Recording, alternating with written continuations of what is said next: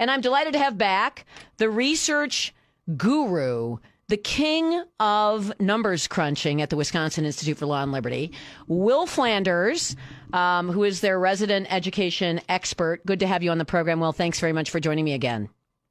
Good morning. We just moved offices. I should get that above my door. I like that. Education guru. How about, education guru, ninja nerd. That's a term of affection from me. Ninja numbers cruncher. Okay.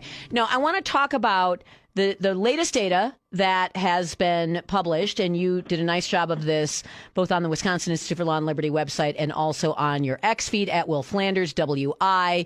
Check it out on what is really the driving force for bad performance in Wisconsin schools. And it isn't race. We're told it's race because so many black kids in Milwaukee, Madison, Green Bay, Kenosha, et cetera, schools do so poorly. But when you strip everything aside, what do you find out? It isn't race.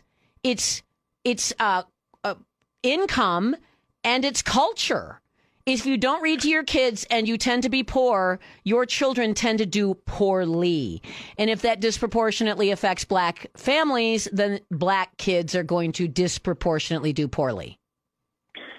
Yeah, that's a great summary. And what we're really trying to do here is strike at the heart of the arguments behind the DEI initiatives, behind the diversity, equity, inclusion initiatives. If you look at what those folks say, you can go back to George W. Bush and talk about the soft bigotry of low expectations. What they say is that these kids can't achieve. These kids are held back by racism. And besides that, they have these unique circumstances that are special to their race that means they can't achieve if they're not shown culturally relevant materials and things like that.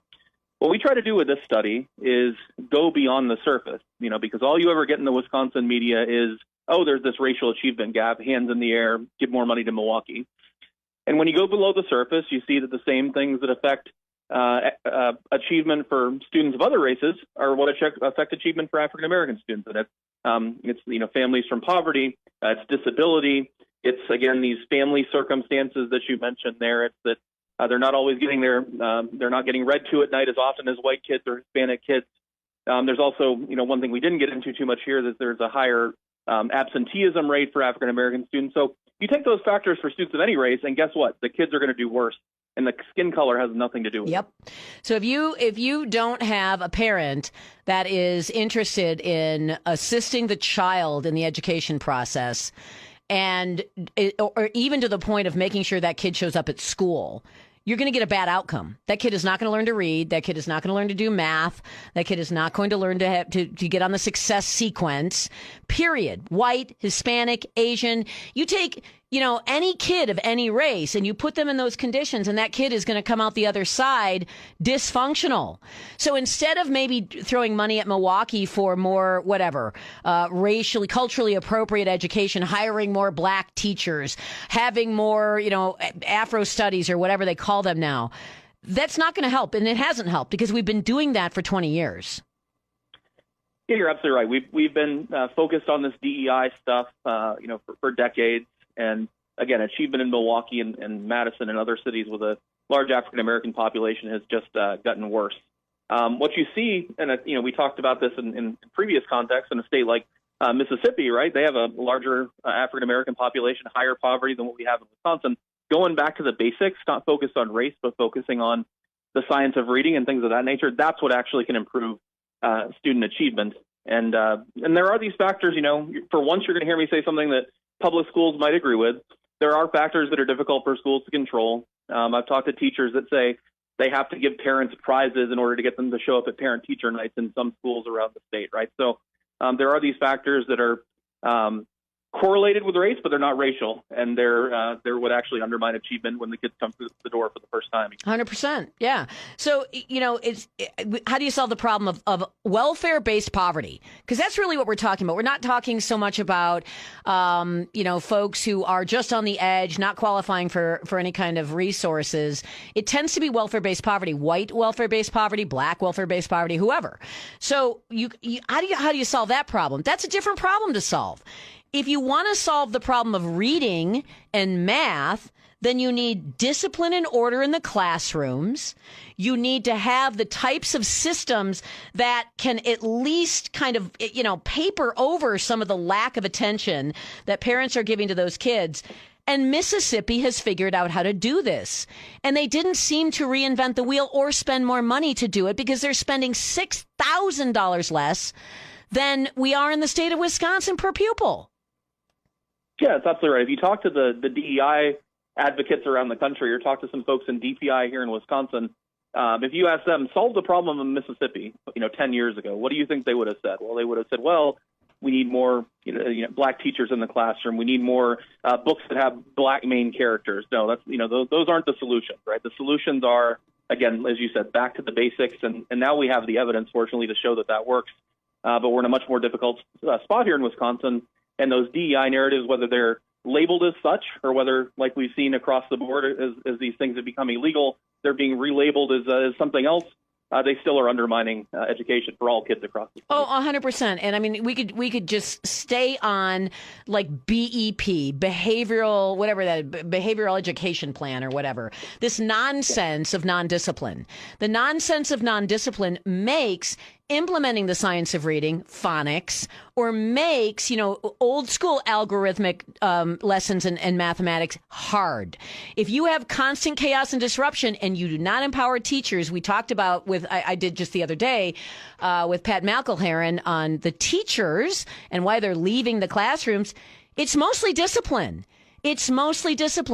Teachers who want to be in the classroom eventually want to leave the classroom because it's chaos. So end chaos. That's easy. Get rid of these stupid, flexible disciplinary procedures that, frankly, were only ever implemented because they were under threat by the Obama administration. And then go back to basics in education. You're gonna actually solve so many of the problems that seem intractable that all of a sudden you wake up one day and you say, okay, now maybe we can dive in to the other cultural problems of poverty. You're absolutely right. Yeah, we get students on the same sort of level playing field as a starting place. Then you can look at these more intractable things, and even there, these solutions aren't welfare expansion. Actually, as you sort of alluded to, the welfare system has caused a lot of these issues. One thing I didn't realize before I started this project was that Wisconsin has the lowest rate of married black adults in the entire country. So that was very surprising to me. So you see the role that the welfare state has played in encouraging folks not to get married for births out of wedlock is playing as big a role here in Wisconsin as it is anywhere in the country. And you can look at any data set you want. Even a liberal professor looking at it can't deny one of the biggest correlates of student success is coming from a two-parent family with a married relationship. So the welfare state undermines that on one end, and DEI undermines it within the schools. Yeah, instead of doing what's necessary. And it was now, 20 years ago when you saw the push to start teaching marriage, teaching, home management, financial management with an eye toward two partners, male and female, raising the kid, giving each other a break, providing stability, providing a sense of order and discipline. And that translates into the classroom. We've seen this in the school choice program as well. Because school choice the parents are going to seek out those opportunities for their kids, are going to tend to be more involved parents. They're going to tend to understand the necessity of structure, the necessity of discipline. And it's proved out in the numbers. And we're talking about some kids from some tragically poor backgrounds who are doing very well in the school choice program. But how do you replicate that sense of the mom or the dad in wanting that success for their kids? You have to, if not mandate it, at least teach it, at least encourage it. And that can be done. It certainly is a better use of time than taking kids on a bus ride to go protest ICE or teaching some, DEI, BLM kind of nonsense. Absolutely. There are, some charter schools that do character education, and you can do character education without getting into religion. You can still, teach people. If you do some of these things, you're more likely to be successful in life without even touching some of the religious issues that they cause issues in public schools sometimes. So there is evidence that public schools can do this, particularly in the charter side. And I agree. While we focus on math and science, and that should be predominant, but we also, rather than DEI, let's focus on some of these character education things, because it may not be a change overnight, but you can help the next generation of kids not fall into the same trap. Yeah, let's focus on discipline and reading first. Let's get that under Absolutely. our belts. Let's get discipline in the classroom so that teachers aren't getting burned out. Discipline and teaching basic reading skills. Take the phones out of the classroom. That's another thing. Take the distraction away. Yep. Make discipline great again, and teach phonics. And I mean, maybe I'm just being too simplistic here, but that seems to be what Mississippi did. And I'm not even sure they kicked the phones out of the classroom, but they have discipline procedures that are knowable and have accountability, and they teach phonics, and their kids are reading. And instead of being at the bottom 50 states, now they're in the top 50 states. In fact, they're in the top 10 states, at least in terms of reading. Yeah, you're absolutely right. If we could have Superintendent McKenna implement these policies, Wisconsin will be back at the top very quickly. If somebody would pay, particularly because if somebody would fundraise for me, I would run. I would, and you could be my assistant superintendent. In fact, I would be the figurehead. You could be my shadow superintendent. Will, okay? You could be the guy behind the scenes. You could be the Svengali.